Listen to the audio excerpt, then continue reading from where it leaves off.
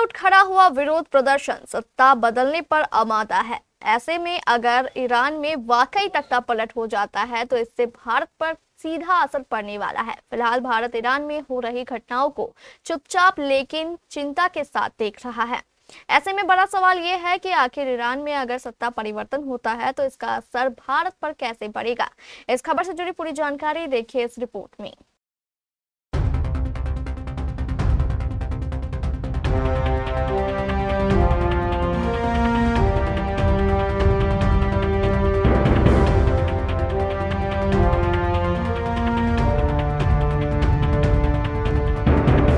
Iran इन दिनों जमकर संघर्ष कर रहा है।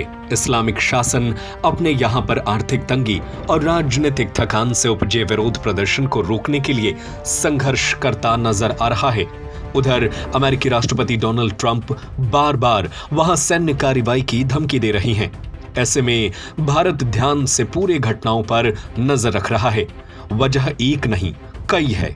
नई दिल्ली और तेहरान भूगोल, पहुंच और संतुलन के आधार पर गहरे ऐतिहासिक संबंधों के साथ रणनीतिक क्षेत्रीय भागीदार रही हैं। पाकिस्तान ने जब अफगानिस्तान और मध्य एशिया तक जाने के लिए भारत के जमीनी रास्तों को रोक दिया, तब ईरान लंबे समय से नई दिल्ली का एकमात्र व्यवहारिक पश्चिमी गलियारा रहा है।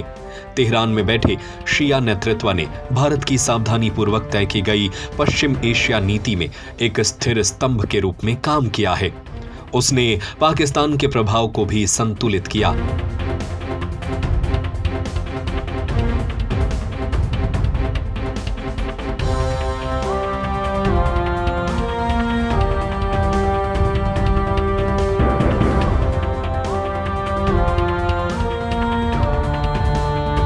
ऐसे में कमजोर या ढहता हुआ ईरानी शासन इस क्षेत्र में भारत की रणनीतिक स्थिति पर प्रतिकूल प्रभाव डाल सकता है।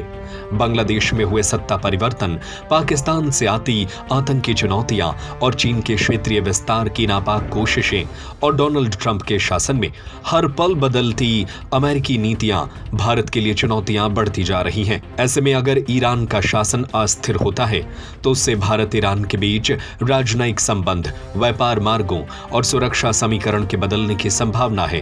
भारत ने इन्हें ही तो मैनेज करने में दशकों बिता दिए हैं।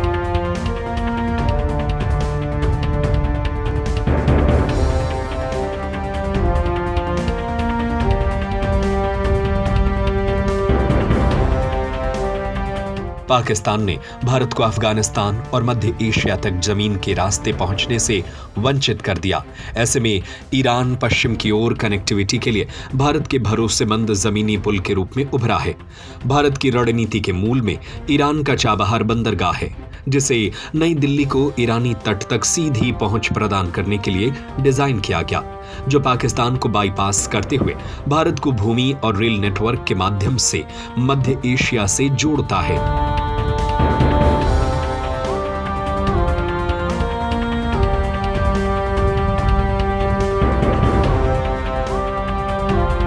भारत ईरान का 8वां सबसे बड़ा व्यापारिक भागीदार भी है। पिछले वर्ष में द्विपक्षीय व्यापार लगभग 1.3 से लेकर 1.7 बिलियन डॉलर का था।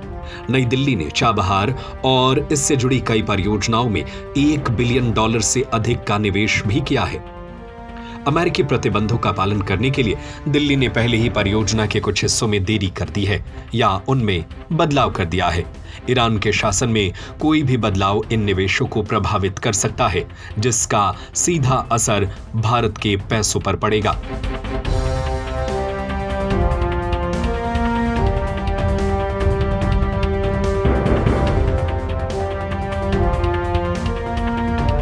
जहां पाकिस्तान की बात आती है तो ईरान भारत के पक्ष में झुकता है, लेकिन दूसरी तरफ चीन के प्रति उसके पक्षपात को भी नजरअंदाज नहीं किया जा सकता।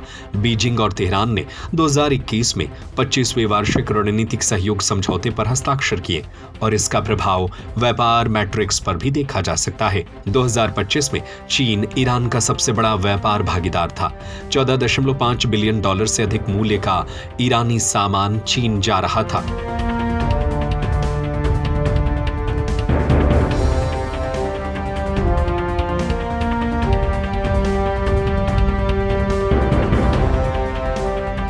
वहीं तेहरान और इस्फहान में पढ़ने वाले करीब 5 लाख भारतीय छात्र और कारोबारी जोखिम में हैं। विदेश मंत्रालय ने अपनी ताजा एडवाइजरी में कहा है कि वहां फंसे भारतीय जल्द से जल्द ईरान से निकल जाएं। ब्रिक्स और शंघाई कोऑपरेशन ऑर्गेनाइजेशन में ईरान की नई सदस्यता पर साझेदारी डगमगा रही है। चीन का ग्वादर प्रोजेक्ट मजबूत होगा, जिससे पाकिस्तान को अप्रत्यक्ष लाभ होगा। अफगानिस्तान में तालिबान की अस्थिरता पर भी असर पड़ेगा, क्योंकि भारत और ईरान दोनों ही काबुल के मौजूदा शासन के खिलाफ हैं।